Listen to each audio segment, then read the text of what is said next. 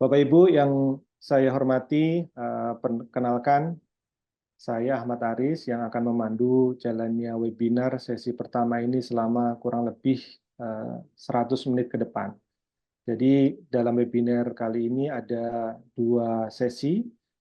Tema besar yang diangkat dalam webinar syariah tahun 2025 ini adalah asuransi syariah dan produk khas syariah.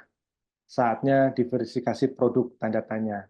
Nah, untuk sesi pertama, subtemanya adalah produk khusus syariah atau mensyariahkan produk konvensional. Ini tentu menjadi salah satu isu menarik sebenarnya tidak hanya di industri syariah, tapi juga di industri perbankan itu juga eh, mengalami isu yang sama atau mungkin malah perdebatan yang sama gitu antara produk yang konven yang disyariahkan atau benar-benar produk syariah. Nah, sebelum kita memulai sesi pertama ini, izinkan saya untuk sedikit memberikan pengantar tentang kondisi di industri asuransi syariah yang nanti harapannya bisa memantik perspektif dari para pembicara di sesi pertama. Seperti yang kita ketahui bersama dan tadi sempat disinggung oleh Pak Ogi bahwa pangsa pasar dari industri asuransi syariah, walaupun memang tadi data dari Pak Ogi menyampaikan pertumbuhannya cukup bagus, baik secara CAGR 5 tahun terakhir maupun 1 tahun terakhir, tapi kalau kita lihat secara makronya, itu market share-nya masih terbilang kecil gitu. Jadi untuk mengutip data per Desember 2023, jadi aset dari sisi aset asuransi syariah itu sebesar 5% atau turun dibandingkan dengan 2022 yang sebesar 5,2%. Kemudian dari sisi kontribusi bruto itu sebesar 8,9%, naik dibandingkan 2022 sebesar 8,4%. Nah, untuk klaim bruto itu stagnan atau sama-sama 8,6% di 2022 dan juga di 2023-nya 8,6%. Nah, selanjutnya penetrasi asuransi ini tercatat juga mengalami penurunan sebesar 8,02% menjadi 0,129% atau di bawah penetrasi industri asuransi yang memang juga tidak besar, yaitu sekitar 2,59 besar. Padahal kalau kita bicara potensi, itu bisa dibilang asuransi syariah itu punya potensi yang besar, bahkan mungkin kalau dibandingkan dengan yang konven, potensinya jauh lebih besar. Karena apa? Karena populasi penduduk Muslim di Indonesia itu mayoritas yang mencapai 240,62 juta jiwa atau 86,7%. Nah, kalau kita bandingkan dengan jumlah polis atau peserta di asuransi syariah, itu jumlahnya hanya 10,5 juta atau 0,04%. Jadi memang cukup jauh gapnya dan sebenarnya ini ada sisi positifnya di mana dengan masih kecilnya penetrasi asuransi syariah itu menandakan potensinya yang masih besar untuk digarap. Dan ini yang mungkin dibaca oleh OJK yang kemudian mengeluarkan sejumlah regulasi yang salah satunya adalah kewajiban untuk spin-off perusahaan unit usaha syariah menjadi perusahaan full fledged yang tujuannya akan membuat perusahaan asuransi syariah ketika full fledged itu menjadi lebih kuat dan tentunya lebih fokus dalam menggarap pasar asuransi syariah yang sangat besar. Tadi Pak Uki juga sudah menyampaikan tentang inisiatif-inisiatif khususnya terkait dengan penguatan dan pengembangan industri asuransi syariah. Salah satunya adalah terkait dengan produk asuransi syariah. Nah, ini yang relate dengan tema yang akan kita bahas di sesi pertama ini, yaitu produk khusus syariah atau mensyariahkan produk konvensional. Nah, karena memang harapannya dengan industri asuransi syariah yang kuat, dalam hal ini perusahaannya sebagai pelaku bisnisnya, ini harapannya nanti bisa menjadi driver untuk membuat penetrasi asuransi syariah semakin besar, semakin kuat lagi ke depannya. Salah satunya dari sisi pengembangan produk. Karena kalau bicara penetrasi memang yang rendah, memang literasi itu menjadi salah satu penyebab ya. Tapi kita di sini tidak akan bicara soal literasi gitu kan. Tapi kita ingin bicara dari sisi bagaimana inovasi produk ini, khususnya produk yang unik, yang bukan sekedar copy paste dan dengan dibalut dengan akad syariah gitu, tapi benar-benar produk unik yang menjadi ciri khas dan menjadi daya tarik bagi masyarakat Muslim untuk membeli produk asuransi syariah. Nah, untuk mengupas lebih dalam lagi terkait problematika yang sudah saya paparkan tadi, sudah hadir di sesi pertama ini 3 narasumber yang sangat expert tentunya. Dua di antaranya cukup aktif di asosiasi dan salah satunya dari regulator. Saya sapa yang pertama adalah Bapak Sumarjono, Kepala Departemen Pengawasan Asuransi dan Jasa Penunjang OJK. Apa kabar, Pak? Alhamdulillah Pak, sehat. Salam kenal Bapak. Siap, salam kenal, Pak. Berikutnya ada Bapak Rudi Kamdani, Ketua Umum AASI. Apa kabar, Pak Rudi? Baik, Assalamualaikum.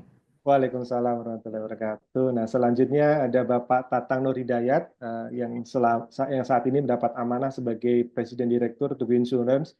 Dulunya pernah mengemban amanah juga sebagai Ketua Umum ASI. Apa kabar Pak Tatang? Assalamualaikum. Alhamdulillah baik, Waalaikumsalam. Baik, terima kasih Pak Tatang, Pak Rudi dan Pak Sumarjono sudah berkenan menyempatkan waktu untuk menjadi narasumber di webinar syariah yang diselenggarakan oleh media asuransi. Nah, untuk mengenal lebih dalam mengenai profil dari ketiga pembicara hebat kita, marilah kita simak video berikut.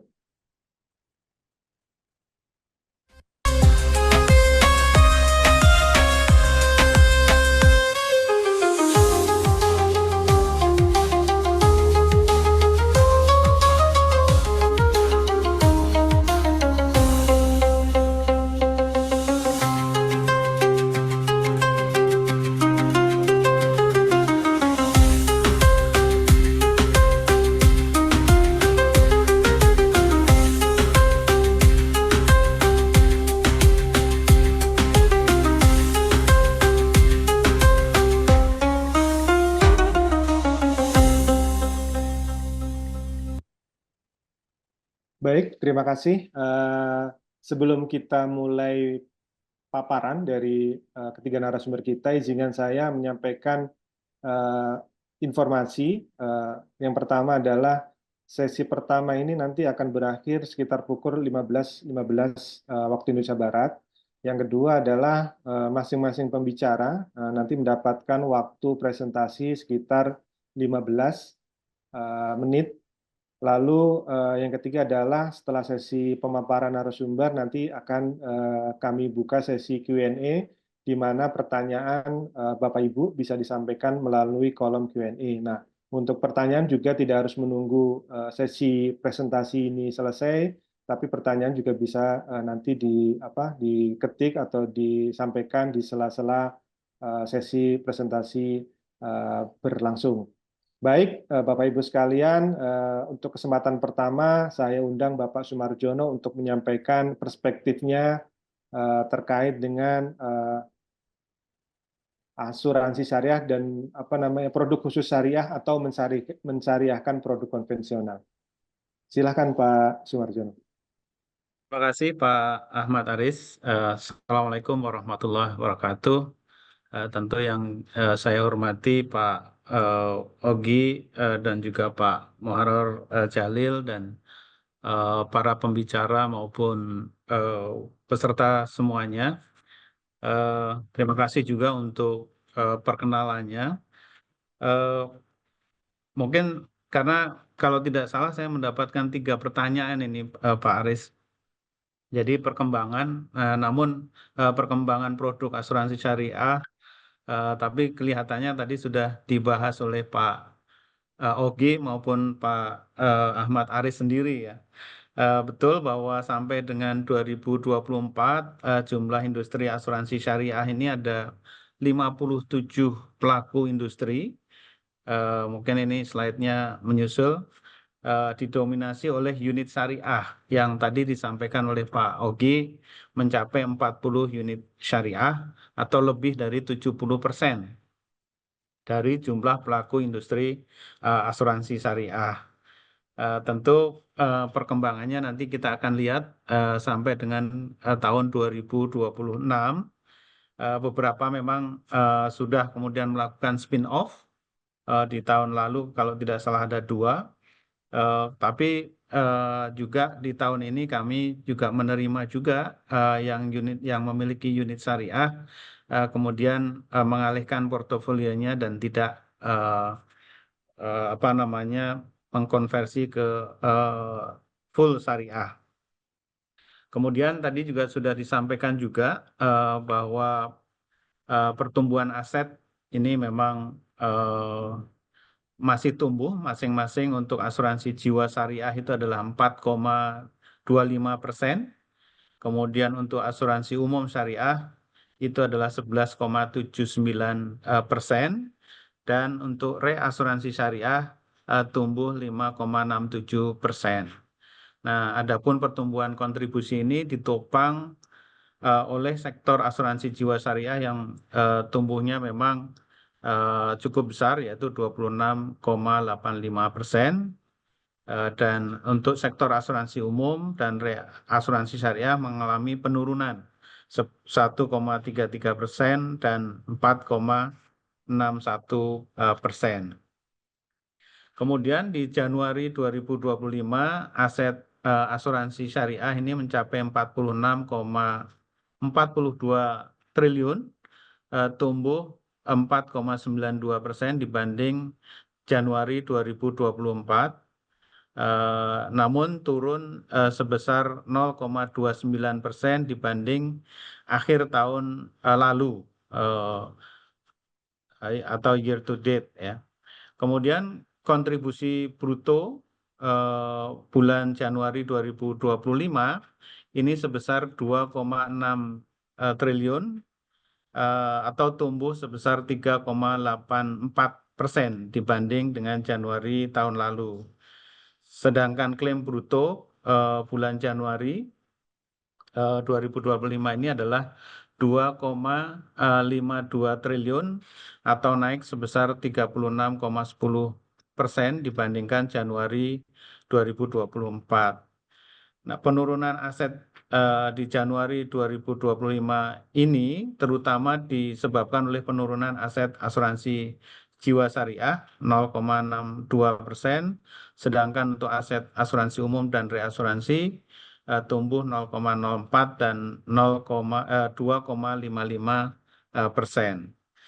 Ke depan kami meyakini bahwa industri asuransi syariah ini masih dapat terus tumbuh. Apalagi tadi disampaikan ada POJK juga yang kemudian memprioritaskan untuk LJK yang syariah itu ke asuransinya adalah ke asuransi yang syariah full. Kemudian berdasarkan survei nasional literasi dan inklusi keuangan tahun lalu, tingkat literasi asuransi syariah hanya sebesar 9,47%, seperti tadi juga disinggung oleh Bapak Moderator, sehingga masih banyak masyarakat yang belum mengenal asuransi syariah. Selain itu, tingkat inklusi untuk asuransi syariah sebesar 1,17%, sehingga masih banyak masyarakat yang memang belum menjadi peserta asuransi syariah. Untuk market share-nya untuk asuransi syariah dibandingkan dengan komersial juga masih relatif kecil, yaitu di tahun lalu hanya 5,1% dari sisi aset dan 9,01% dari sisi kontribusi atau premi. Nah, Bapak Ibu yang kami hormati, produk asuransi syariah ini merupakan salah satu faktor kunci menurut hemat kami untuk merealisasikan potensi asuransi asuransi syariah yang sangat besar di Indonesia. Nah, untuk dapat terus tumbuh industri asuransi harus dapat menyediakan produk yang dapat diterima dan juga memang dibutuhkan oleh masyarakat. Selama ini terkesan bahwa produk asuransi syariah ini memang sebenarnya sama dengan produk asuransi konvensional atau produk asuransi syariah hanya merupakan produk asuransi konvensional yang disyariahkan. Jadi ini menarik. Nah, sebenarnya tidak ada salah apabila perusahaan asuransi syariah memasarkan produk yang mirip atau serupa dengan produk asuransi konvensional sepanjang telah sesuai dengan prinsip syariah. Hal ini memang dikarenakan risiko yang dihadapi oleh masyarakat pada segmen syariah ini secara umum juga sama dengan risiko yang dihadapi oleh masyarakat pada umumnya. Namun tidak bisa kita pungkiri bahwa terdapat kebutuhan atau produk-produk yang unik yang khas syariah. Oleh karena itu OJK mendorong pelaku industri asuransi syariah untuk mengembangkan produk asuransi syariah yang unik dan juga khas syariah. Nah, berdasarkan pengamatan kami, saat ini telah terdapat juga produk-produk asuransi syariah yang unik dan khas, di mana secara umum keunikan ataupun kekhasan produk asuransi syariah tersebut sejalan dengan upaya peningkatan atau penguatan sinergitas asuransi syariah dengan ekosistem ekonomi syariah seperti perjalanan haji, umroh, ataupun wakaf. Beberapa faktor yang dapat menjadi keunikan atau kekhasan produk asuransi syariah dibanding asuransi konvensional antara lain penerapan prinsip syariah, manfaat asuransi, fitur produk, objek asuransinya, dan juga sumber pembayaran kontribusi.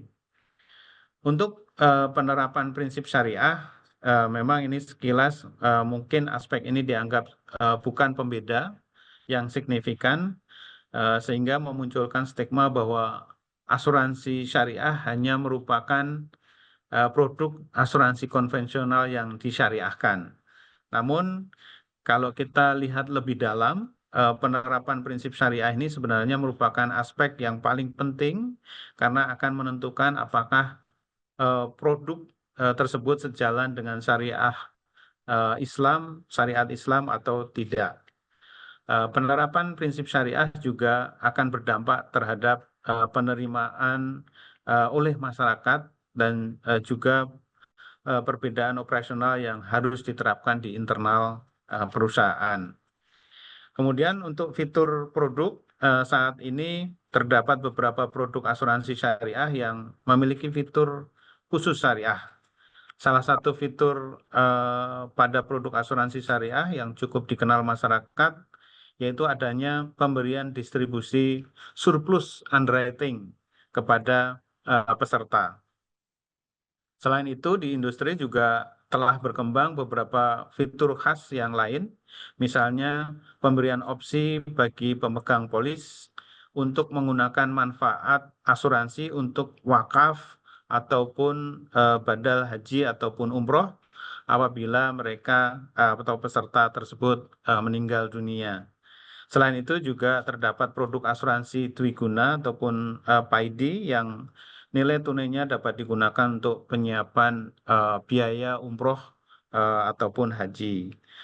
Untuk objek asuransi, perbedaan objek asuransi syariah juga dapat menjadi keunikan dari produk asuransi syariah, di mana terdapat beberapa objek asuransi yang secara karakteristik memang lebih tepat di-cover oleh asuransi syariah dibanding dengan konvensional.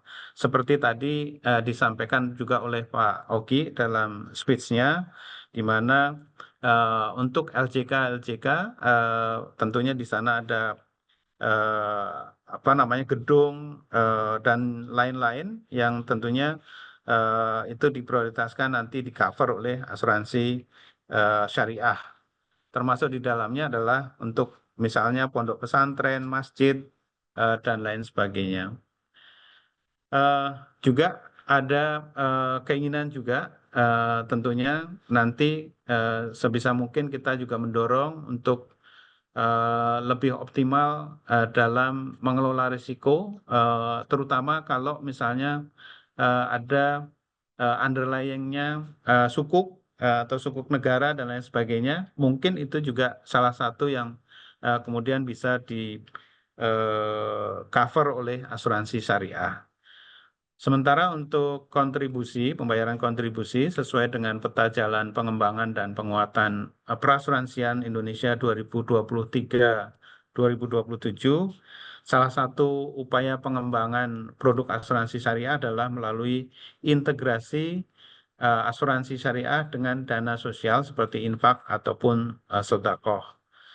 Industri asuransi dapat melakukan kerjasama dengan lembaga amil untuk mengelola dana yang terkumpul dari masyarakat, kemudian untuk digunakan sebagai pembayaran kontribusi atas asuransi syariah bagi masyarakat yang berhak.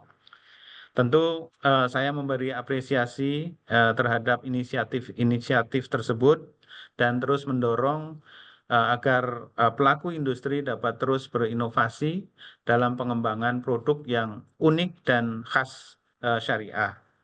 Beberapa hal yang perlu menjadi perhatian dalam mengembangkan produk asuransi syariah ini, baik yang mensyariahkan asuransi konvensional maupun yang menciptakan produk unik khas syariah, yaitu kami sebutkan ada 5. Yang pertama adalah kebutuhan, ini harus sesuai dengan kebutuhan dan kemampuan masyarakat. Kemudian penerapan prinsip syariah, risiko dan kapasitas perusahaan untuk dapat mengelola risiko, ya, seperti tadi disampaikan juga oleh Pak Ogi. Kesiapan operasional, baik itu di internal perusahaan maupun sinergi dengan ekosistem, dan juga perlindungan konsumen.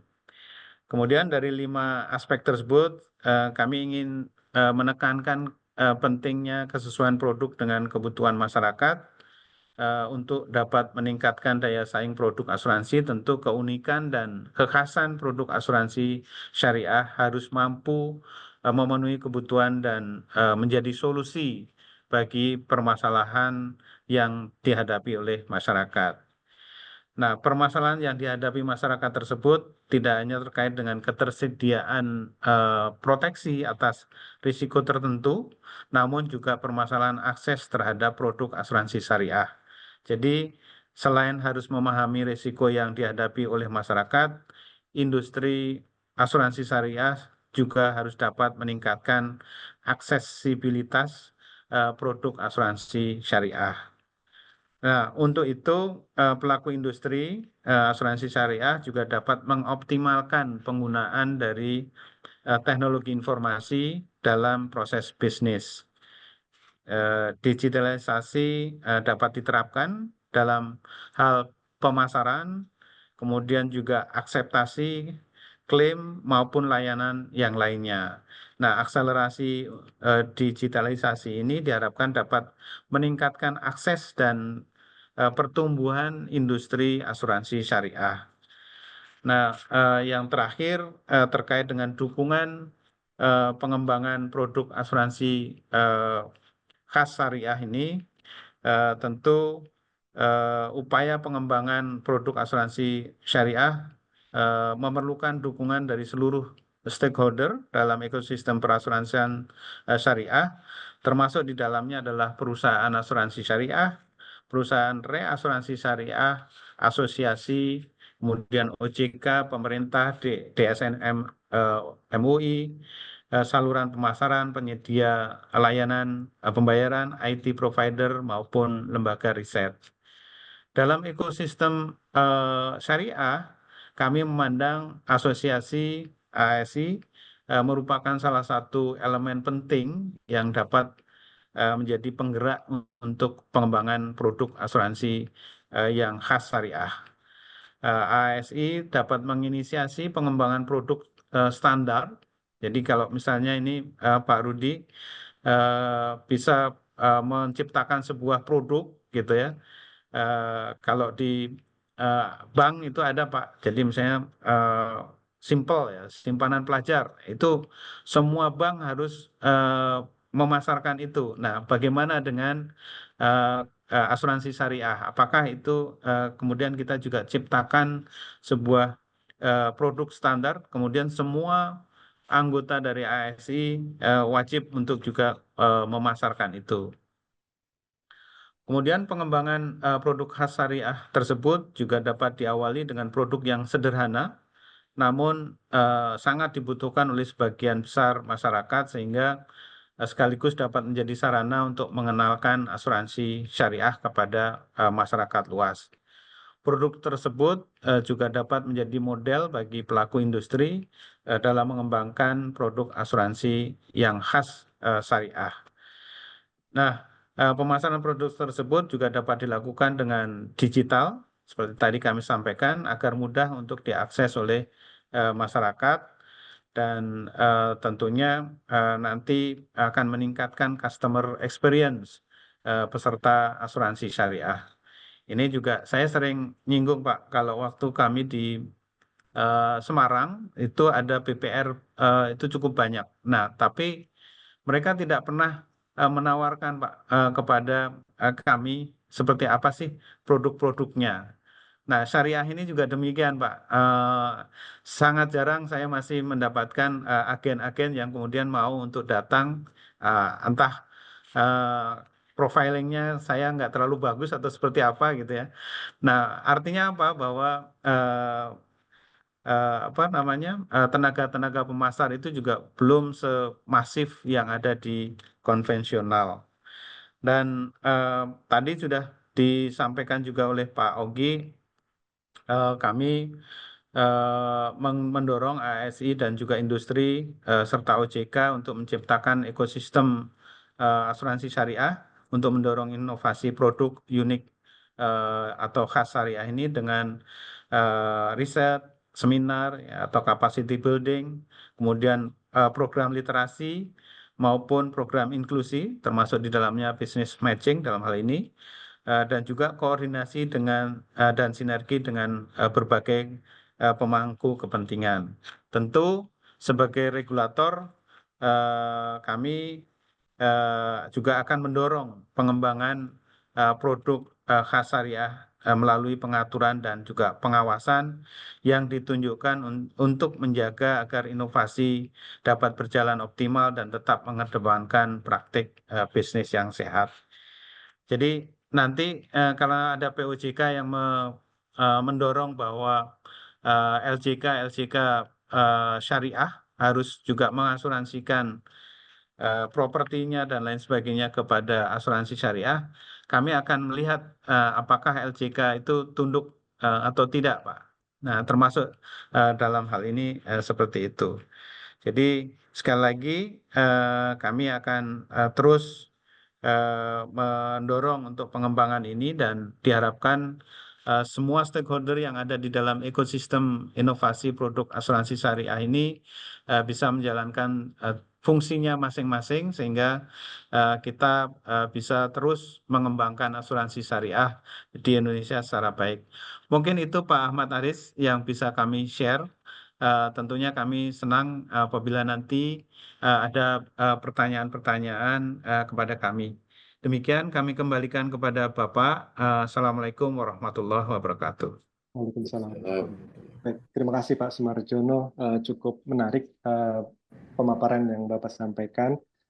Dan bagi Bapak Ibu peserta webinar dipersilakan untuk menyampaikan ya bila ada pertanyaan melalui kolom Q&A. Dari paparan Bapak Sumarjono tadi ada beberapa hal yang mungkin bisa saya highlight. Jadi yang pertama, OJK sebagai regulator sampai dengan saat ini sudah mengeluarkan sejumlah regulasi yang tujuannya adalah mendorong penggunaan produk asuransi syariah dan juga mendorong pelaku industri asuransi syariah untuk melakukan inovasi. Jadi tidak hanya sekedar mensyariahkan produk konvensional, tapi juga membuat inovasi, membuat produk khas asuransi syariah. Dan tadi Pak Sumarjono juga sempat beberapa kali mention asosiasi dalam ini ASI terkait dukungan dari ASI untuk salah satunya adalah menciptakan riset, capacity building dan kayak semacam membuat produk standar ya yang itu nanti bisa dipasarkan oleh semua anggota ASI. Nah, di sini saya mengundang Pak Rudi Kamdhani untuk memberikan perspektif sekaligus menanggapi tadi colekan-colekan dari Pak Sumarjono, bagaimana sejauh ini upaya yang sudah dilakukan oleh asosiasi dalam rangka mendorong anggotanya melakukan inovasi produk. Karena satu sisi kalau OJK sudah mendorong LJK syariah untuk menggunakan produk syariah, di sisi lain produknya ada nggak nih gitu yang dari pelakunya udah siap nggak nih gitu. Nah ini mungkin Pak Rudi Kamdhani bisa menyampaikan paparan sekaligus perspektifnya. Silakan Pak Rudi Kamdhani. Baik, terima kasih Pak Ahmad Aris. Assalamualaikum warahmatullahi wabarakatuh. Yang saya hormati Pak Ogi, Pak Muharrem Jalil, Pak Sumarjono. Apa kabar Pak? Dan juga tentu Pak Ahmad Aris beserta para peserta webinar pada sore hari ini, siang hari ini. Memang kalau lihat judulnya ya tadi disampaikan produk khusus syariah atau mensyariahkan produk konven, ya. Nah tadi produk khusus, sebenarnya produk khusus itu apa sih? Ya, produk khusus syariah itu seperti apa? Nah, kita lihat juga yang di market sebenarnya Pak.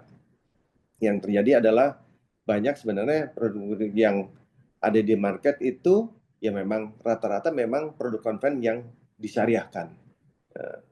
Ya, dan memiliki manfaat-manfaat yang mau dikatakan sama dengan produk-produk konvensional. Maaf Pak Aris, Pak Ahmad Aris, saya tidak memiliki paparan slide ya, karena tadinya saya pikir ini hanya bentuk kita diskusi tanya jawab gitu. Tapi nggak apa-apa, ini saya menyampaikan secara verbal aja Pak. Ya. Kemudian tadi seperti saya sampaikan bahwa produk yang ada di di market itu produk-produk yang konvensional yang boleh dikatakan disyariahkan. Dan tadi Pak Sumarjono juga mengatakan bahwa tidak ada salahnya karena memang yang dihadapi juga sama aja gitu. Cuman memang kalau kita lihat menjadi kekhususan itu sendiri sebenarnya bukan dari produk-produknya. Ya tadi memang ada sih yang khusus unik, khusus syariah. Misalnya tadi asuransi haji dan itu ya memang khusus hanya untuk haji aja gitu. Nah tapi kan intinya bahwa yang paling khusus itu dari produk syariah itu adalah bagaimana produk itu di-manage.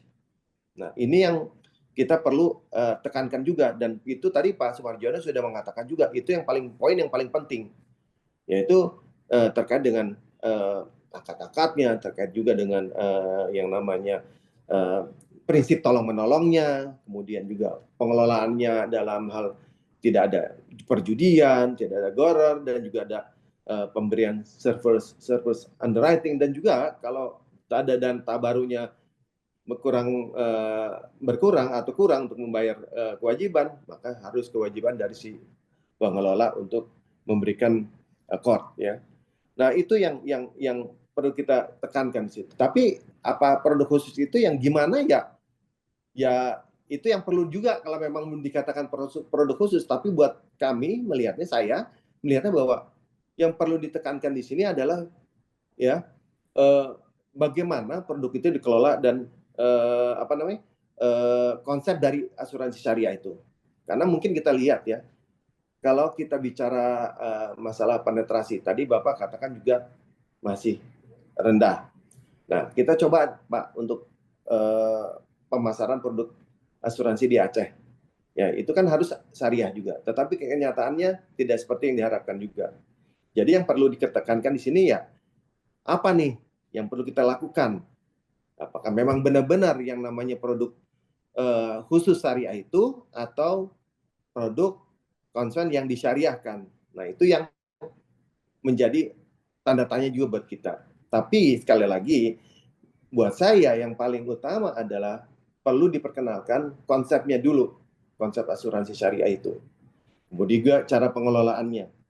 Dan juga itu edukasi dan literasi terkait dengan apa itu asuransi syariah. Ya, jadi kalau kita mau melakukan itu memang tidak bisa hanya sekedar kerjasama tidak sekedar yang dilakukan oleh masing-masing perusahaan, tetapi ini harus melibatkan berbagai pihak, mulai dari regulator, juga kemudian perusahaan dan asosiasi memang harus bekerja sama semua. Ya. Nah, ada lagi yang menarik yang saya alami adalah pendekatan yang dilakukan oleh agen. Waktu saya melakukan wawancara top agen untuk syariah, ya, di mana yang memiliki nilai tinggi itu adalah orang yang bukan Muslim, dan yang ditawarkan juga kepada mereka yang bukan Muslim, tapi yang dilakukan oleh mereka bukan dari produknya, karena produknya itu sama aja, tetapi yang dia tawarkan itu dengan konsep dari produk syariah itu, di mana ada prinsip tolong menolong. Jadi yang ditouch oleh mereka adalah sosialnya itu, dan itu ternyata menurut dia itu sangat berhasil. Dan memang kalau kita lihat ini juga memang kalau istilahnya kebutuhan ada, produk-produk tersedia, tapi kenapa banyak yang belum dibeli? Ya karena ya mereka belum tentu juga mengerti konsep dari asuransi syariah itu. Makanya sebelum kita membicara bahwa produk khusus, unik dan segala macam, itu ya kita harus kita tekankan dulu konsepnya. Karena kalau kita lihat semua di market pun di pasar sudah banyak kebutuhan buat masyarakat. Ya, ada asuransi kendaraan syariah, ada asuransi mikro syariah, ada asuransi kesehatan syariah, juga asuransi kredit, properti, rumah tinggal dan segala macam itu ada tersedia itu. Tapi kenapa nggak beli juga? Karena mungkin mereka juga belum mengerti apa yang menjadi pembeda dari asuransi syariah. Buat mereka sama aja, asuransi syariah dengan asuransi konvensional itu sama aja, nggak ada. Gitu. Padahal kita bisa touch banyak, kita bisa touch konsep dari tolong menolong itu. Jadi kalau mau ada sedikit keuntungan, kita bisa jelaskan terkait dengan pemberian surplus underwriting. Nah, itu. Jadi kalaupun misalnya kita mau ini juga, nah agennya pun harus bukan hanya menjelaskan terkait dengan fitur-fitur produk. Fitur-fitur produk tadi seperti Pak Jono juga sudah mengatakan, ada yang asuransi haji itu tadi itu, ada wakaf, ada juga yang namanya wakaf haji, ada badal haji. Misalnya, itu yang fitur-fitur seperti itu sudah ada. Tetapi kenapa juga belum istilahnya literasinya, penjualan syariah itu, produk asuransi syariah itu belum seperti yang diharapkan. Nah, kembali lagi, memang yang kunci utamanya bukan hanya dari produk, tetapi adalah terkait dengan konsepnya juga, pengertian dari asuransi syariah.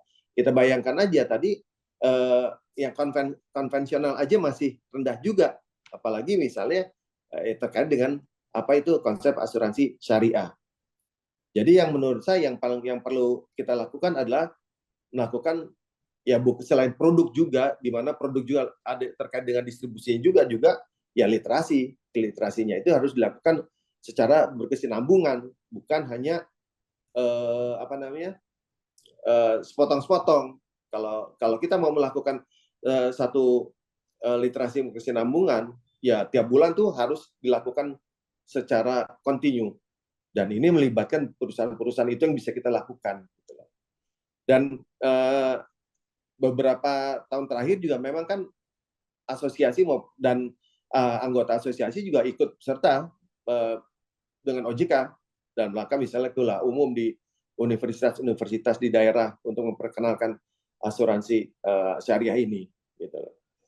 Dan tadi kembali terkait dengan literasi itu, bahwa nanti kalau kita semua ada literasinya sudah cukup, pada akhirnya kebutuhan masyarakat pun berkembang, di mana nanti mereka akan menuntut yang namanya produk-produk yang unik yang nanti kita tentukan itu yang namanya unik itu apa. Kalau tadi yang unik-unik disampaikan itu memang sebenarnya intinya satu proses pengelolaan, bukan produk khusus, bukan risiko yang baru. Gitu. Risikonya tetap. Nanti juga ada, kalau kita bicara soal risiko, yang tadi, kalau kita bicara sekarang nih, misalnya parametrik asuransi, yang namanya asuransi konvensional parametrik, tapi kemudian nanti sama aja, disyariahkan juga. Tapi kan yang disyariahkan itu adalah cara pengelolaannya. Produknya sama. Kalaupun misalnya ada tambahan-tambahan, ya fitur-fitur yang bersifat apa ya, hal-hal seperti yang wakaf, ya itu juga ada pembatasan. Kemudian ada badal haji, infak, sedekah dan lain-lain. Gitu. Jadi yang PR besar bukan hanya untuk meningkatkan penjualan produk asuransi syariah ini, bukan hanya masalah produk, karena sekarang apapun sudah ada, tetapi adalah bagaimana masyarakat jadi lebih mengerti apa itu produk asuransi syariah.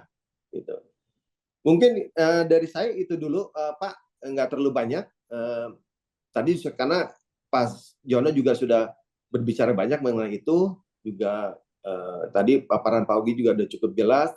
Oh ya, terkait dengan ini mungkin yang bisa diharapkan, maaf, tadi saya baru ini, saya pikir ada 3 poin yang diminta oleh media asuransi. Ternyata ada satu lagi, terkait dengan kebijakan baik pemerintah, regulator maupun DSN, MUI. Nah, sebenarnya tadi juga sudah disampaikan banyak hal yang sudah dilakukan oleh OJK gitu, untuk mensupport asuransi syariah. Tadi juga yang paling utama saya bicara terkait dengan ekosistem halal, di mana semua hal-hal yang terkait dengan dalam ekosistem halal itu harus menggunakan asuransi syariah. Tadi sukuk juga sudah dibicarakan oleh Pak Sumarjono. Ya, semua sukuk ya dengan andil asetnya harus menggunakan asuransi syariah, baik itu asetnya ataupun misalnya pekerjaan, misalnya proyek-proyek yang menggunakan pembiayaannya dengan sukuk juga harus dilakukan asuransinya, harus dilakukan asuransi syariah. Banyak hal-hal yang sudah diberikan oleh OJK, dan juga kami juga membentuk task force juga sebenarnya ada bagaimana untuk meningkatkan bisnis syariah ini. Di mana kami membentuk task force untuk bisa bekerja sama dengan institusi-institusi lain untuk bagaimana cara agar produk syariah itu dapat digunakan. Ya. Kemudian juga ya literasi yang kita lakukan ada ikut OJK ataupun kami lakukan bekerja sama dengan universitas-universitas di daerah agar masyarakat di daerah bisa lebih mengerti apa itu namanya asuransi syariah. Jadi peningkatan literasi pun sudah kami lakukan, Pak. Dan ya kalau transformasi digital, ya karena memang ini juga seperti tadi disampaikan oleh Pak Ogi kalau nggak salah, digitalisasi. Ya memang digitalisasi itu salah satu bentuk distribusi untuk bisa menjangkau masyarakat daerah. Tetapi memang untuk itu kan memang perlu biaya yang tinggi bagi perusahaan-perusahaan asuransi syariah. Karena saat ini kami juga memang anggota kami sedang ya fokus juga terkait dengan persyaratan spin-off di tahun 2026. Mungkin itu aja, Pak Ahmad Aris. Terima kasih. Kalau ada pertanyaan, silakan. Terima kasih. Baik, terima kasih Pak Rudi Kamdani atas perspektif yang sudah dibagikan. Yang mungkin yang bisa saya tangkap adalah bahwa bicara soal produk asuransi syariah itu kan kalau perspektifnya Pak Rudi Kamdani ini bisa dibilang khususnya itu dari apanya dulu gitu kan. Dan menurut Pak Rudi adalah khususnya yang dimaksud adalah dari sisi konsep pengelolaan yang memang itu berbeda dengan produk konvensional. Kalau bicara objek risiko yang ditanggung ya mungkin sama ya, tapi dari sisi pengelolaan itulah yang kemudian yang membedakan. Dan Pak Rudi juga menyampaikan bahwa runutan untuk bisa sebelum sampai ke produk khusus itu perlu matang dulu dari sisi pengenalan konsep asuransi syariah kepada masyarakat gitu, sehingga demand itu ke depan akan demand produk asuransi khas syariah itu nanti secara otomatis akan terbentuk nanti bila masyarakat sudah paham dan kenal tentang konsep asuransi syariah. Nah, ini ada pertanyaan buat Pak Rudi, tapi saya tahan dulu sambil nunggu juga dari Bapak Ibu peserta. Dan selanjutnya saya persilahkan kepada Pak Tatang Nur Hidayat untuk memberikan perspektif dari sisi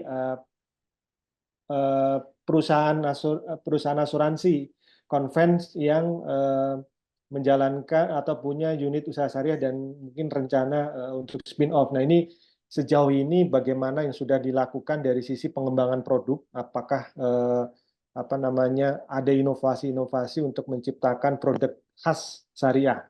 Dan ke depan seperti apa nanti mungkin setelah 2026 ya, setelah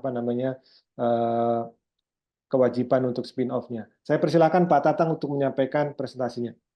Baik, terima kasih banyak Pak Aris. Bismillahirrahmanirrahim. Assalamualaikum warahmatullahi wabarakatuh. Yang saya hormati Pak Ogi, Pak Sumarjono, Pak Rudi Kamdani, Pak Mas Aris, Pak Jalil, rekan-rekan, Bapak Ibu yang saya hormati.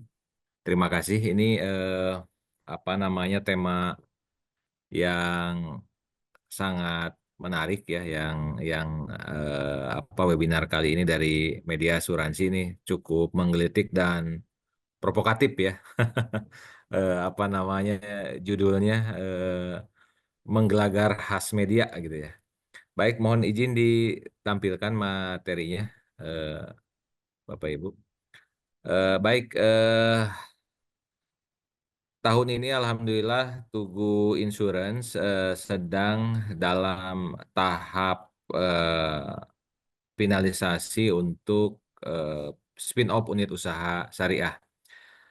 Kami sangat berharap bahwa launching dari perusahaan baru hasil spin-off dari unit usaha syariah Tugu Insurance ini akan segera kami lakukan gitu ya, dan mudah-mudahan tidak ada halangan yang menyertai. Dan salah satu hal yang sangat penting dari spin-off unit usaha syariah itu adalah pengembangan produk syariah pasca spin-off. Kira-kira seperti apa? Next. Baik.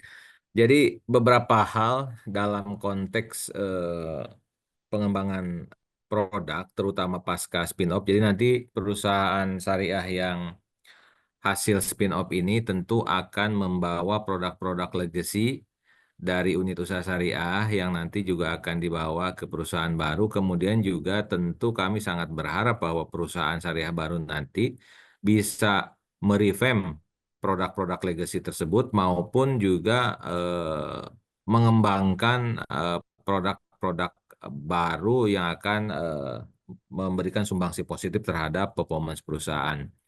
Nah, dalam pengembangan produk pasca spin-off itu ada beberapa hal nanti yang menjadi concern dari kami. Pertama adalah terkait dengan persiapan sumber daya manusia dan organisasinya tentu. Kemudian yang kedua tentang analisa marketnya. Apakah marketnya nanti sama atau berbeda kondisinya dengan sebelum spin-off.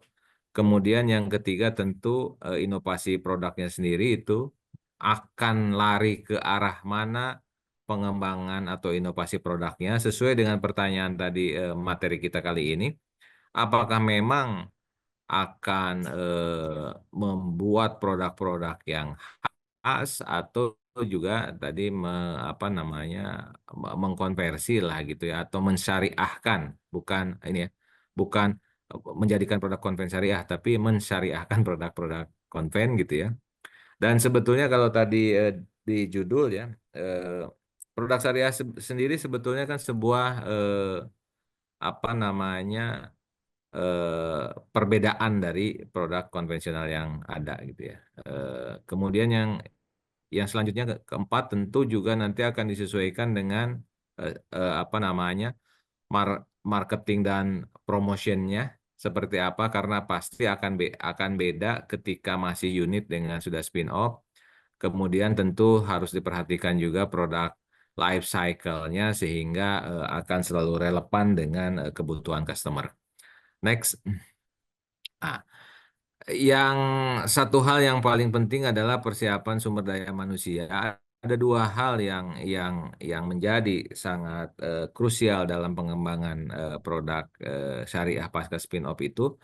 Pertama tentu leadership alignment-nya ya. Jadi bagaimana visi misi dari organisasi itu dapat dibunyikan pertama oleh leadernya gitu ya. Kemudian dapat ditularkan dan menjadi keyakinan dari organisasi tersebut gitu ya. Eh, ini juga penting. Kemudian yang kedua, tentu kita memahami bahwa spin-off ini juga harus melakukan adjustment atas structure dari organisasi dan orang yang ada di dalamnya. Satu pihak bahwa spin-off ini satu kepastiannya adalah cost-nya naik, orangnya bertambah gitu. Tapi mudah-mudahan dengan itu maka akan lebih banyak orang yang fokus dan kompeten yang akan bisa ikut serta dalam pengembangan syariah ini gitu. Dan itu dua hal itu dari people dan dari leadership ini diharapkan bisa menyusun produk dan servis asuransi syariah yang nanti menjadi ciri khasnya dari perusahaan asuransi syariah pasca spin-off yang tidak hanya sama dengan ketika masih unit di Tugu. Next. Nah, kemudian yang kedua, poin kedua tadi kita bicara tentang market analisisnya. Tentu kita juga tidak bisa lepas dari customer segmentation. Apakah itu demografiknya ya, artinya penting sekali dari leadership tadi itu bisa dicocokkan dengan kondisi demografis yang ada di masyarakat yang menjadi calon customer, mana yang akan cocok gitu ya dengan perusahaan. Kemudian yang kedua dari customer segmentation itu adalah juga memahami dari ekspektasi customer. Tentu tadi terhadap tema ya. Kalau memang ekspektasi dari customer itu seperti tadi Pak Sumarjono, Pak Rudi Kamdhani sampaikan, kalau ekspektasinya adalah mempunyai perlindungan yang seperti ada di konvensional, tentu kita harus mensyariahkan produk tadi konvensional. Tetapi di lain pihak kalau ada ekspektasi atau peluang atau kemungkinan pengembangan yang konvensional belum ada, tentu kita juga mesti hadir karena pada prinsipnya kita memahami bahwa asuransi syariah ini adalah komplit ya, tidak ada halangan kecuali yang memang dihalangi atau tidak dibolehkan gitu ya. Harusnya sih semua produk banyak hal bisa kita lakukan. Kemudian juga tentu kami juga harus melihat mapping teman atau kompetitor kita. Jadi dalam konteks sama-sama mengembangkan asuransi syariah ini. Mana perusahaan yang berfokus ke A, mana yang ke B, dan kita berharap bahwa ada persaingan sehat yang dalam konteks berlomba-lomba dalam kebaikan gitu ya. Jadi kompetitornya mungkin berbeda, tidak dalam konteks persaingan yang tidak sehat, kompetitor yang saling membunuh, tapi lebih kepada jiwa berlomba-lomba dalam kebaikan. Dan kita harus mapping mana yang kita sama-sama, mana yang kita harus berkompetisi, mana yang kita spesifik begitu ya. Kemudian selanjutnya juga market position strategis juga ini penting terkait dengan tadi Pak Rudi sempat menyampaikan sebetulnya bahkan mungkin ini menjadi core-nya terkait dengan unique selling proposition ya. Jadi apapun produknya, produk asuransi syariah itu punya keunikan. Dan ini harusnya menjadi selling proposition yang utama di luar dari coverage-nya lah gitu dari asuransi syariah. Next. Nah, apa unique selling proposition syariah itu? Ada beberapa hal tadi Pak Rudi sudah menyampaikan. Tentu satu hal yang paling utama adalah kesyariahannya itu sendiri. Saya nggak put di sini ya. Ini untuk apa namanya? Untuk universal, tapi hal yang pertamanya adalah tentu kesyariahannya. Eh, yang kedua adalah saling tolong menolong atau saling melindungi di antara peserta. Ini konsep yang sangat menarik dan eh, makin sini harusnya ini makin makin digandrungi lah ya, makin reliable untuk kita bisa terapkan gitu ya. Kemudian artinya tidak fokus terhadap eh, resiko atau diri sendiri saja, tapi bagaimana kita memikirkan resiko terhadap diri sendiri, tapi juga memikirkan resiko terhadap orang lain. Dan kita bersatu untuk saling melindungi sesama peserta di dalam konsep tersebut. Kemudian ada potensi, selalu kan ada pertanyaan, asuransi syariah kira-kira bisa lebih murah nggak ya? Sebetulnya potensi itu bisa dilakukan, eh, akan lebih efisien. Jadi bukan lebih murah ya, akan lebih efisien apabila dana tabarunya ini bisa terkumpul dalam jumlah yang besar.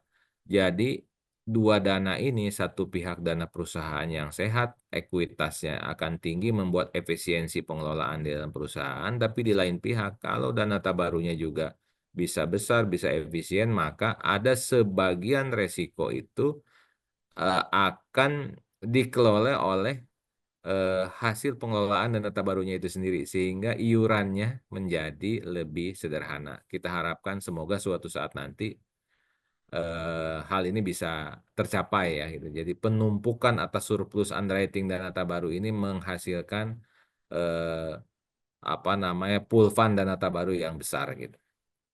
Kemudian selanjutnya tentu tadi Pak Rudi juga sempat menyinggung tentang added value pembagian surplus underwriting dan data baru, walaupun ini sifatnya added value. Kalau dalam konteks tadi pengembangan dana baru itu kita tumpuk dananya di sana untuk kemaslahatan bersama. Tapi kalaupun ada, masih dimungkinkan untuk adanya pembagian surplus underwriting data baru. Kemudian juga kita memahami bahwa dalam asuransi syariah juga terdapat banyak hal yang bisa dilakukan, baik itu zakat, infak maupun sedekah. Nah, poin-poin penting ini 4+1 tadi atau 1+4 tadi harusnya menjadi unique selling proposition bagi asuransi syariah, apapun produknya, baik itu produk khas syariah maupun resiko yang sama di konvensional dengan produk asuransi syariah. Lanjut. Nah, kemudian yang selanjutnya tadi terkait dengan inovasi produk sendiri, di kami melihat ada beberapa hal. Pertama, kita memahami bahwa asuransi syariah ini kan universal, cocok untuk muslim maupun non-muslim. Eh, kalau non-muslim aja cocok, apalagi muslim gitu ya. Dan harusnya dengan komposisi penduduk kita yang 87%, potensinya sangat besar. Kemudian juga usia produktifnya 65% gitu ya. Ini data bukan berdasarkan statistik, ini data berdasarkan Ibu Lia nih yang bikin dari apa namanya Head Syariah di Tugu Insurance ya. Saya nggak tahu ini benar apa enggak ya. Mudah-mudahan benar ya. Nggak ada sumbernya. Tapi ini dari statistik tentu. Kemudian 28% Gen Z. Nah, ini kenapa di-mention Gen Z? Karena tadi Gen Z ini katanya sosialnya tinggi. Jadi tolong menolongnya itu mau gitu. Bahkan di beberapa belahan dunia kan konsep yang sama walaupun tidak disebut syariah ini juga sangat berkembang. Kemudian asuransi syariah sebagai pengelola tentu kita harus wajib menjaga amanah dalam pengelolaan dana tabaruk ya. karena kalau ada satu hal aja jelek, maka ini tentu akan mempengaruhi buruk ke depannya. Kemudian juga term and condition yang fair ya. Jadi tadi efisien itu akan juga tidak hanya efisien tapi juga fair, tidak mahal, tidak murah tapi fair, karena prinsip syariah itu adalah salah satunya adalah penegakan keadilan. Kemudian selanjutnya adalah memberikan layanan yang penting. Tadi juga Pak Sumartino menyampaikan, juga Pak Ugi juga menyampaikan bagaimana produk-produk ini bisa simple, unik, cepat, dan reliable. Kemudian juga memiliki perusahaan juga harus tadi memberikan kesehatan keuangan yang cukup, ekuitas yang baik, dan data baru yang banyak gitu ya. Kemudian juga memiliki diferensiasi lah gitu dari pengelola lainnya. Ini beberapa tahapannya dari mulai ide dan konsep, feasibility study, kemudian tentu kita harus memenuhi syariah compliance-nya. Setelah ini jadi pun kita harus menciptakan brand identity, kemudian menentukan dari jalur distribusinya seperti apa dan promotion strateginya. Saya kira dari saya kurang lebih itu Bapak Ibu, jadi balik lagi ke tema kita bahwa sebetulnya combine atas pertanyaan itu menjadi jawaban kalau menurut saya, karena kebutuhan dan potensinya ada di kedua belah sisi mata pertanyaan tersebut. Saya kira demikian dari saya. Mohon maaf apabila ada hal yang kurang berkenan. Billahi taufiq wal hidayah. Wassalamualaikum warahmatullahi wabarakatuh. Waalaikumsalam warahmatullahi wabarakatuh. Terima kasih Pak Tatang atas paparan dan perspektifnya. Ini semakin membuka nih hasanah kita semua tentang sebenarnya produk asuransi khas produk khas asuransi syariah itu sebenarnya tidak perlu harus benar-benar berbeda dengan yang konven ya secara risiko, tapi yang konven yang kemudian disyariahkan pun sebenarnya itu sudah memiliki nilai yang unik ya. Tadi Pak Tatang menyampaikan namanya unique selling proposition ya. Salah satunya adalah soal konsep saling melindungi atau tolong menolong, terus kemudian lebih ekonomis gitu kan.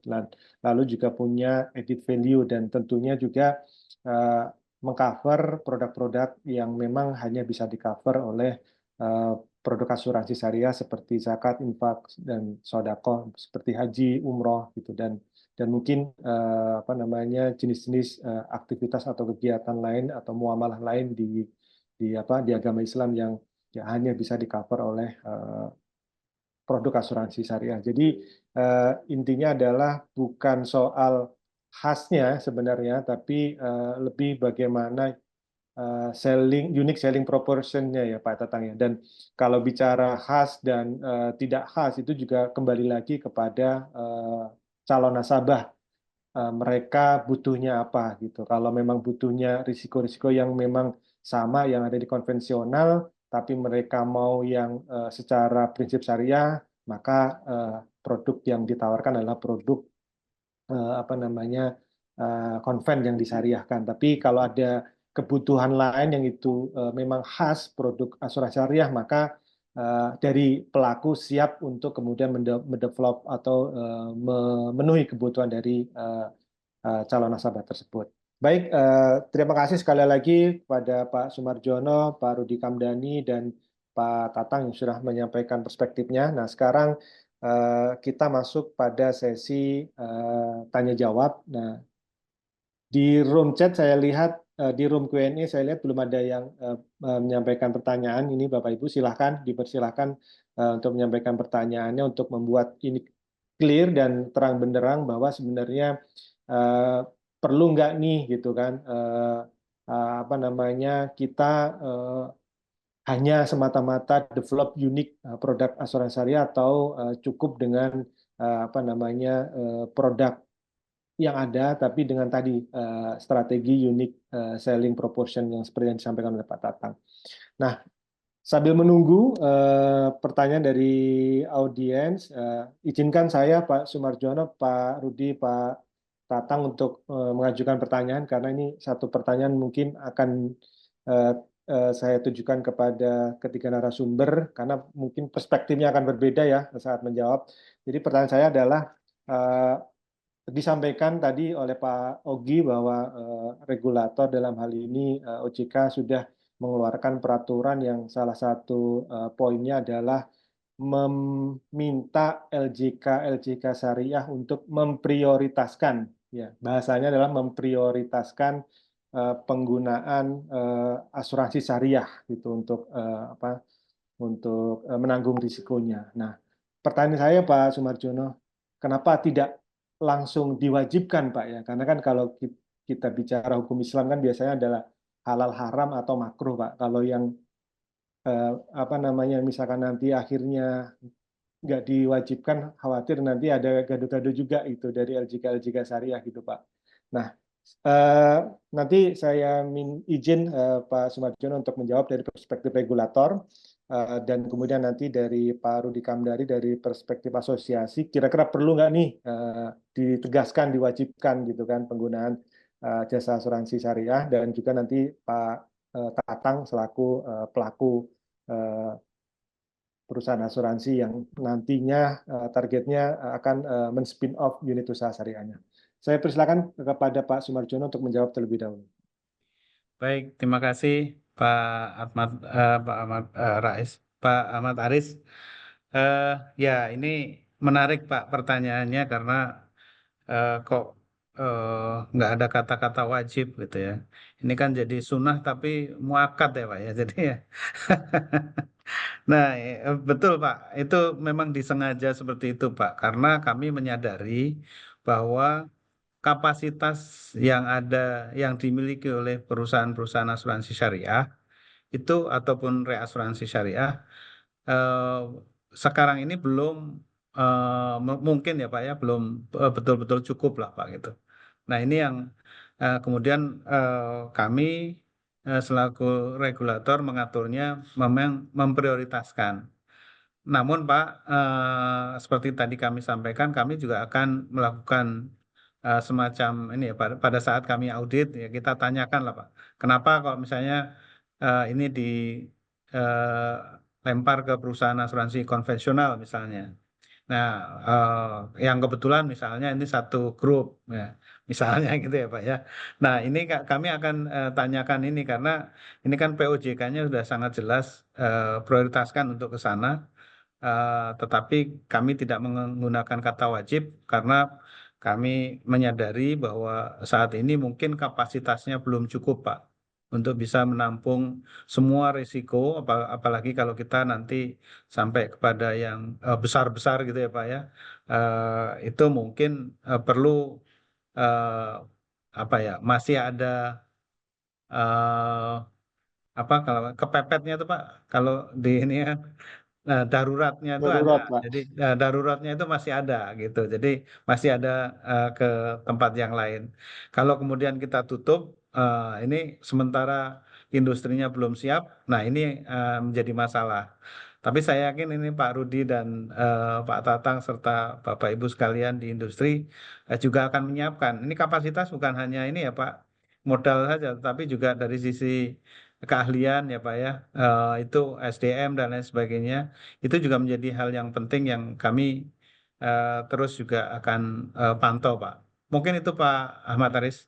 Terima kasih Pak. Oke, ini berandai-andai Pak, ketika satu saat nih Pak, kan 2026 kan diharapkan semua sudah spin off Pak, artinya kan dengan spin off semua full fledged fokus, ya tadi pengandaiannya adalah SDM-nya dan resource-nya itu mumpuni lah untuk atau semakin meningkat gitu kapasitasnya. Nah, ke depan gitu, kira-kira Pak, ketika memang dianggap kapasitasnya sudah memadai gitu untuk mengcover, ada nggak Pak kemungkinan untuk revisi memperkuat diksi itu menjadi wajib gitu Pak? Ya, makasih Pak. Nah ini apa namanya? Seperti tadi kami sampaikan ya. Jadi ini kan menyangkut ke ini juga Pak. kami takutnya ini produk itu ada nggak di perusahaan asuransi syariahnya, itu juga termasuk ya Pak ya. Kalau ada, kemudian kapasitasnya memang cukup, nah tentu kami juga akan merevisi Pak, mempertimbangkan untuk kemudian memang tujuannya adalah ya kalau syariah ya eh, semua harus secara syariah lah gitu Pak. Kira-kira itu Pak ini ya. Jadi jangan kemudian hanya setengah-setengah lah. Tapi di sisi yang lain kami meminta nanti Pak Rudi dan anggotanya tentunya untuk mempersiapkan diri. Mungkin itu Pak. Baik, siap. Terima kasih Pak Sumarjono. Sekarang saya lempar ke Pak Rudi Kamdhani. Gimana nih Pak, industri asosiasi terkait kapasitas tadi, terus kemudian kesiapan dalam memenuhi tadi, takutnya kalau diwajibkan mintanya produk ini, industri nggak punya gitu Pak. Silahkan Pak Rudi. Ya, ini sebenarnya sesuatu hal ya terkait dengan prioritas atau wajib itu memang sudah beberapa kali saya sampaikan di berbagai kesempatan. Ya, karena prioritas menurut saya tuh agak-agak gimana gitu loh, untuk bisa dibelokkan gitu loh. Saya berharap tuh tadinya diwajibkan, tapi dengan syarat gitu loh. Kalau tidak bisa kapasitas atau apapun, baru boleh menggunakan. Kan beda kan gitu. Karena kalau misalnya hanya dibilang prioritas, ya nanti pinter-pinterannya itu. Misalnya nih, ada kejadian juga soalnya. Misalnya waktu itu ada kerjasama dengan satu bank gitu loh. Terus dikatakan bahwa kok banyak juga yang ini konvenkan juga larinya ke konven. Ya terus saya dibilang sama orang bank ya soalnya kapasitas asuransi syariah kurang nih. Oh begitu iya. Ya, saya tanya dong ke teman-teman, ini benar? Iya Pak, waktu itu iya, tapi sekarang udah bisa. Ya udah kalau gitu sekarang ketemu lagi sama orang bank ya, berarti kan iya. Nah ini sedang dalam proses seperti itu. Tapi memang di satu sisi kalau kita mau adanya kewajiban-kewajiban seperti itu, ya memang kita juga harus membenah diri juga, harus apalagi sekarang juga memang kan kita menyiapkan juga ya terkait dengan permodalan dan lain-lainnya, SDM-nya juga. Tadi Pak Sumarjono juga mengatakan keahlian juga harus ditingkatkan gitu. Nah itu yang memang perlu ditingkatkan, dan kami juga sedang melakukan juga ya apa hal-hal yang kalau memang task force itu untuk, kan tadi saya katakan bahwa ada task force yang tujuannya untuk bagaimana membangun bisnis dengan lembaga lain. Nah itu salah satunya untuk melihat apakah memang ada hal-hal yang memang kami sendiri perlu meningkatkan diri gitu loh Pak. Mungkin itu Pak. Baik. Terima kasih Pak Rudi. Pak Sumarjono mungkin bisa di copy ya Pak ya. Tadi harapan dari Pak Rudi Kamdhani. Dan berikutnya saya minta perspektif dari Pak Tatang untuk menjawab terkait dengan tadi seharusnya prioritas atau wajib, dan sebenarnya kapasitas dari pelaku ini siap nggak nih untuk memenuhi kebutuhan tersebut. Silakan Pak Tatang. Ya, Pak Aris, pertama kami mengucapkan terima kasih kepada OJK, Pak Sumarjono, Pak Ogi. Paling tidak sudah ada ketentuan yang menyatakan itu ya. Walaupun harusnya tanpa ketentuan itu dalam konteks halal value chain ya, harusnya LJK Syariah yang lain itu sangat mengupayakan untuk bisa ke syariah gitu ya, ke asuransi syariah. Jadi pertama tentu kami mengucapkan terima kasih. Yang kedua tentu kalau tadi disampaikan Pak Rudi harapan ya.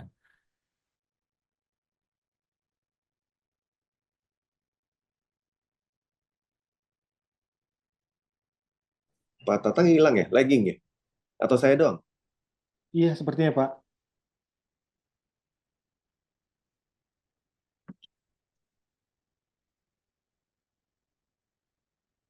Pak Tatang? Bentar.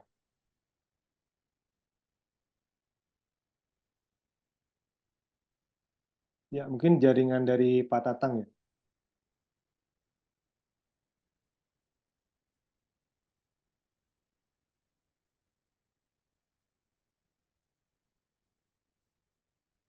Bentar. Oh. Baik, mungkin sambil menunggu Pak Tatang kembali, saya ingin minta izin kepada Pak Sumarjono untuk tadi sedikit menanggapi apa yang sudah disampaikan Pak Rudi. Silahkan Pak Sumarjono. Ya Pak, memang apa namanya yang diminta oleh apa namanya Pak Rudi tadi wajib kecuali gitu kan Pak ya. Biasanya seperti itu ininya. Namun kami harus juga berhati-hati nih Pak.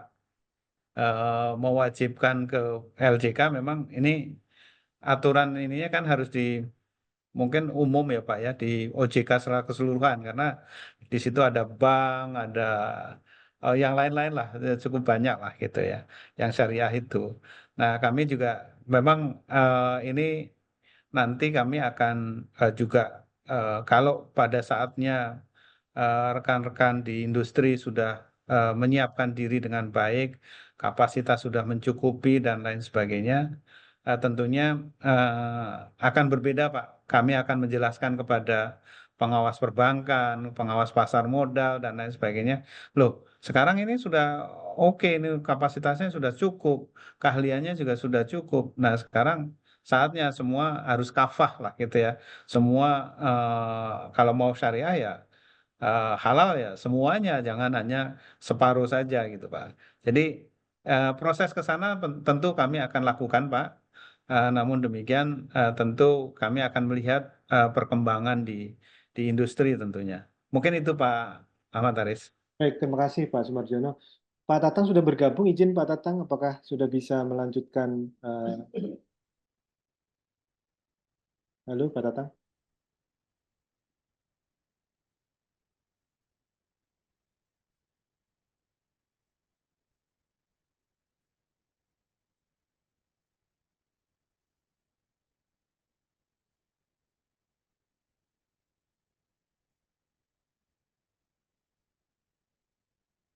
Ya, Pak Tatang sudah kembali.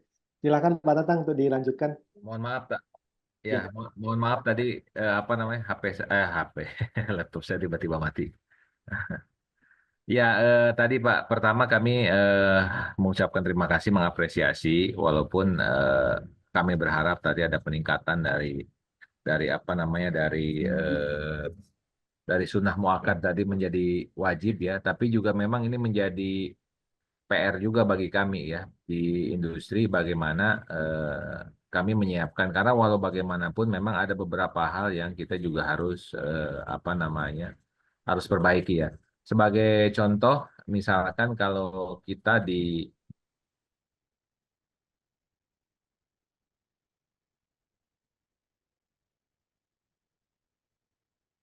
Halo Pak.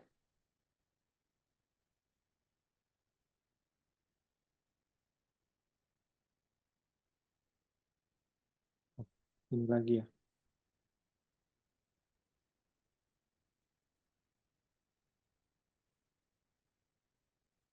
Ya, oke. Kembali sambil nunggu Pak Tatang join lagi. Ini ada pertanyaan dari audiens. Yang pertama adalah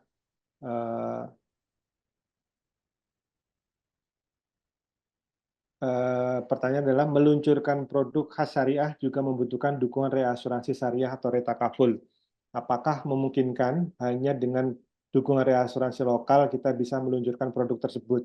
Nah, ini mungkin bisa dijawab oleh Pak Rudi dan mungkin nanti Pak Sumarjono dari perspektif regulator, karena kan kalau kita lihat reasuransi syariah lokal di kita baru satu ya Pak ya. Nah, ini bagaimana concern OJK untuk terkait dengan apa namanya jumlah perusahaan reasuransi syariah lokal. Saya berikan kesempatan terlebih dahulu pada Pak Rudi untuk menjawab.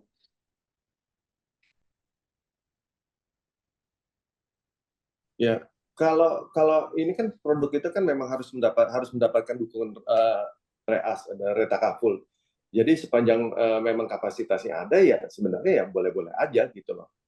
Dan memang kan OJK selalu mengutamakan reas atau retakaful lokal kan gitu loh. Jadi menurut saya sih tidak ada masalah gitu. Yang penting memenuhi ketentuan-ketentuan yang sudah ditetapkan oleh OJK. Baik.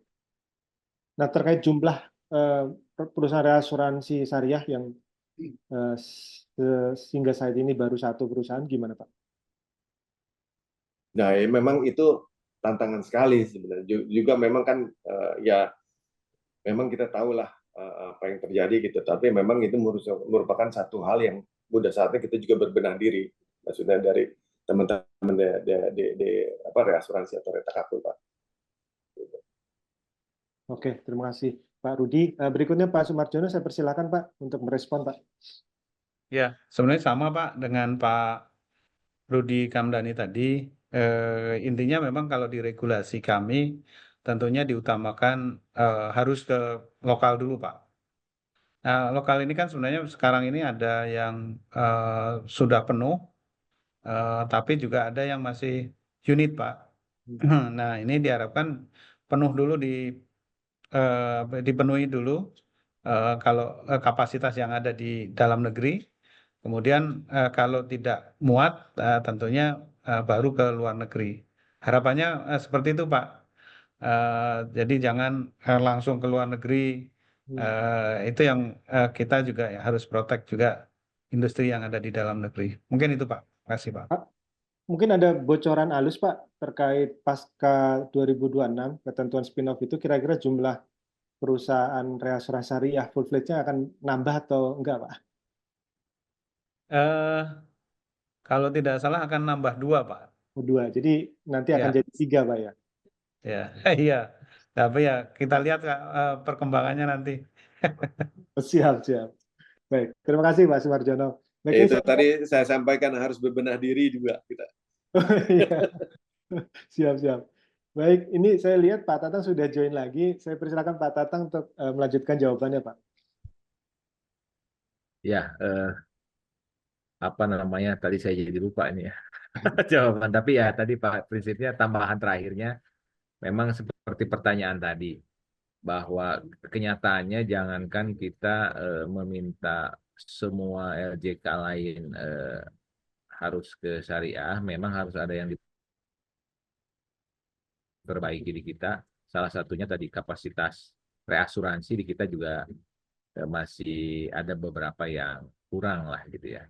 Tapi juga ini jadi semangat bagi kita, penyemangat, karena apa namanya, berarti kan number-nya masih belum mencukupi, sehingga kenapa kapasitas itu belum hadir ya. Nah, jadi harus menjadi penyemangat bagi kita yang di asuransi syariah untuk memperbanyak akunnya, memperbanyak numbernya, sehingga memang akan disediakan kapasitasnya. Terima kasih, Pak. Baik, terima kasih Pak Tatang. Selanjutnya kita beralih ke pertanyaan dari audien dari Bapak Yayat Supriyatna. Ini pertanyaannya adalah, apakah produk syariah saat ini sudah memenuhi kebutuhan dari ekosistem syariah? Contoh, Muhammadiyah memiliki 3.334 sekolah, 100, wah detail banget nih, 186 PTMA, 72 rumah sakit, 380 pondok pesantren, dan 50 juta anggota. Sedangkan Nahdlatul Ulama memiliki 27.342 produk pesantren, 217 PTNU, dan 90 juta anggota. Pertanyaannya adalah, apakah konsep sedekah jariah dan bagi hasil dalam produk syariah bisa dianggap value proposition yang menarik bagi konsumen? Nah ini Pak Rudi, silakan Pak untuk menjawab Pak.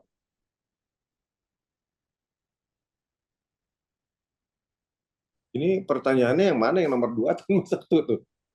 Dua-duanya Pak. Oh, dua-duanya. Ya kalau terkait dengan tadi kapasitas ya, kapasitasnya itu ya tergantung sebenarnya ininya yang dibutuhkan apa dulu gitu loh. Risiko-risiko apa yang mau di sharing gitu loh. Jadi nggak bisa menjawab hanya apakah kapasitasnya cukup untuk NU yang anggotanya sekian gitu. Juga tergantung gitu. Jadi apa yang dibutuhkan gitu. Kedua, untuk sedekah jariah konsepnya bagaimana nantinya? Apakah itu sebenarnya bisa aja dalam satu proposition, tapi bisa jadi ya itu sebenarnya additional feature aja tadi disampaikan. Tapi kalau mau dijadikan proposition juga bisa, boleh-boleh aja. Ini kan masalahnya, tapi yang saya sampaikan tadi dari utama dari depan tuh, yang kalau Pak Tatang nyebutnya unique selling proposition, tapi kalau saya bilangnya ya konsep dan pengelolaannya gitu. Nah itu yang sebenarnya yang jadi key dari produk syariah. Kalau kemudian kita mau nambahkan lagi itu dijadikan satu proposition, ya boleh-boleh aja, sah-sah aja gitu. Tapi kan memang ya tergantung masyarakat menerimanya bagaimana kan itu. Terima kasih. Baik, terima kasih Pak Rudi. Pak Tatang barangkali ingin menjawab, Pak. Iya, untuk pertanyaan kedua nih saya tanya balik nanti ke Pak Yayat untuk dipikirkan ya. Dalam teori asuransi kan ada istilah financial interest ya. Bagaimana kita mengasuransikan sesuatu yang mempunyai interest finansial terhadap kita gitu ya. Nah, coba dikaji kalau di syariah, apakah financial interest ini masih tetap harus gitu ya, atau tidak gitu ya? Apakah bisa konsep sedekah tadi sebetulnya atau konsep tolong menolong tadi itu apa namanya terlepas dari konsep financial interest di dalam asuransi gitu ya? Itu mungkin jadi kajian selain jawaban tadi Pak Rudi secara umum sebagai feature ya. Nah, kemudian yang tadi kalau secara apa ya produk-produk dasar mungkin ya seharusnya sih kalau dilihat amal usaha Muhammadiyah gitu ya, kemudian eh, apa namanya jamaatnya, kemudian juga di Nahdlatul Ulama semestinya sih asuransi syariah bisa mengcover.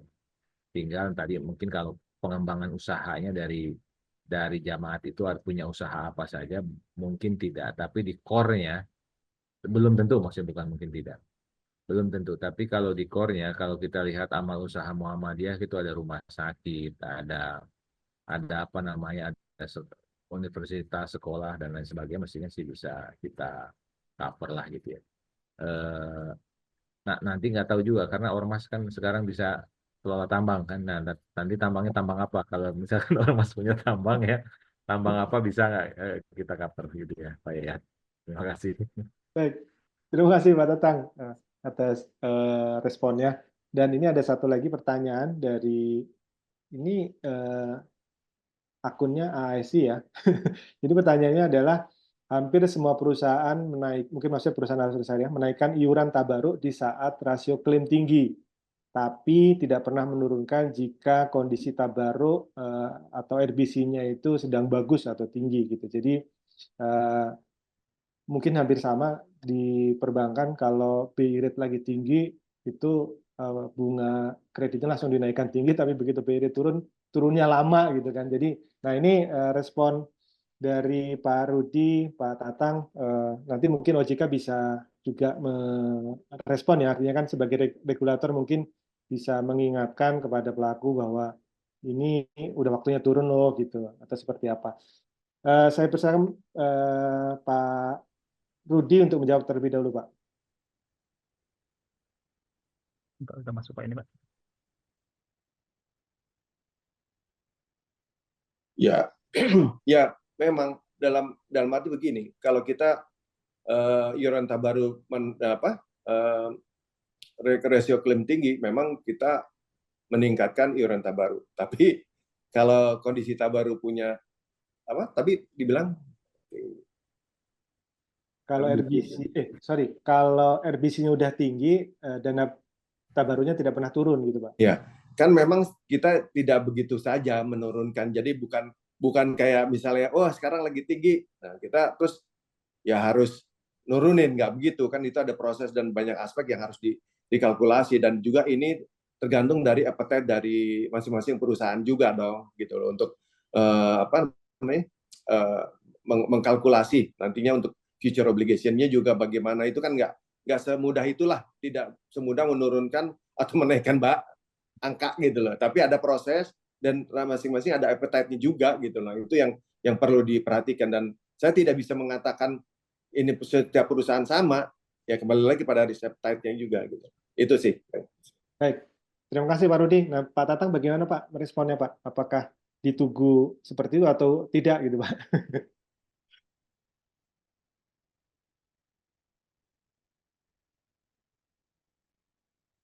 Pak Aris, mohon maaf tadi gimana kantornya Ya, internet jadi putus-putus. oke. Jadi pertanyaannya begini Pak, hampir semua perusahaan menaikkan iuran tabaruk di saat rasio klaim tinggi, tapi tidak pernah menurunkan di saat kondisi dana tabaruk punya RBC yang tinggi Pak.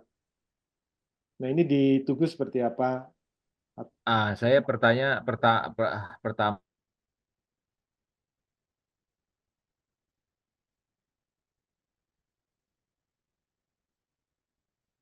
Halo Pak Tatang.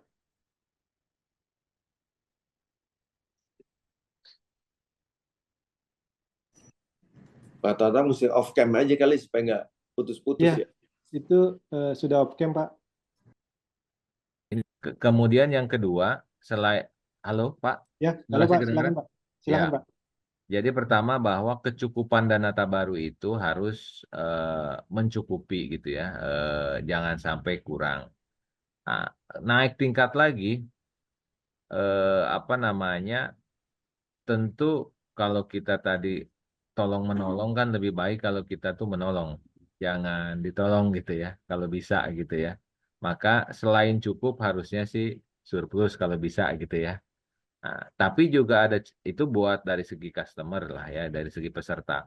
Tapi dari segi pengelola juga perusahaan tentu mempunyai kewajiban bagaimana efektif dan efisien pengelolaannya sehingga dana tabarunya nggak usah gede-gede misalkan gitu ya.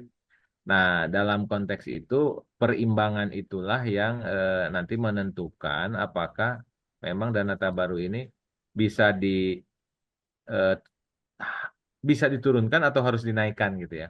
Dan melihatnya memang baik itu kumpulannya sendiri maupun total kumpulan secara keseluruhan di dana tabaru. Saya kira itu Pak Aris. Oke, baik. Terima kasih Pak Tatang. Berikutnya saya persilakan Pak Sumarjono untuk menanggapi Pak dari sisi regulator dan pengawas melihat apa namanya persoalan itu tadi naik turunnya dana tabaru itu bagaimana Pak? Ya Pak, makasih Pak. Ini tadi sebenarnya sudah dijawab oleh Pak Rudi maupun Pak Tatang ya. Tapi kalau dari regulator tentunya kami akan melihat ini Pak, apakah kontribusi itu kemudian kecukupan dari kontribusi, kewajaran dari kontribusi itu menjadi hal yang kami akan lihat Pak. Kalau misalnya ini naik terus RBC-nya hingga ribuan dan lain sebagainya dengan cukup banyak peserta seperti itu, mungkin kami akan evaluasi itu Pak. Jadi kami akan tanyakan kepada aktuarisnya ini apakah masih fair atau tidak kontribusi yang dibayarkan oleh nasabah. Tetapi seperti tadi disampaikan memang ini kan juga untuk antisipasi ke depan juga Pak. Jadi tidak serta-merta kemudian RPC-nya tinggi gitu, kemudian langsung diturunin Pak. Nah, itu juga tidak baik tentunya gitu ya. Apalagi kalau untuk naik kan lebih susah Pak daripada untuk turun ya. Menjelaskannya lebih susah gitu Pak ini. Mungkin itu Pak dari kami Pak. Baik, Makasih baik. Pak. Terima kasih. Jadi dari regulator bisa dalam kondisi tertentu bisa melakukan intervensi Pak ya. Oke, baik. Terima kasih Pak Sumarjono, Kepala Departemen Pengawasan Asuransi dan Jasa Penunjang OJK, Pak Rudi Kamdani, Ketua Umum ASI, dan Pak Tatang Nuridayat, Presiden Direktur Tugu Insurance yang sudah berkenan meluangkan waktu untuk menjadi narasumber di webinar asuransi syariah kali ini dan di sesi pertama, dan mengingat keterbatasan waktu sekarang sudah pukul 15.05 ya, kita dengan amat terpaksa harus mengakhiri sesi pertama ini. Nanti akan selanjutnya disambung di sesi kedua dengan tema pengalaman memasarkan produk asuransi syariah yang akan dipandu oleh rekan saya Bapak Edi Santosa, dan saya menginformasikan kepada Bapak Ibu audiens untuk tetap di room ini karena sesi kedua masih ada dan pembahasannya mungkin akan lebih menarik dan nanti juga dari para pelaku usaha akan sharing experience mereka gitu di sesi kedua.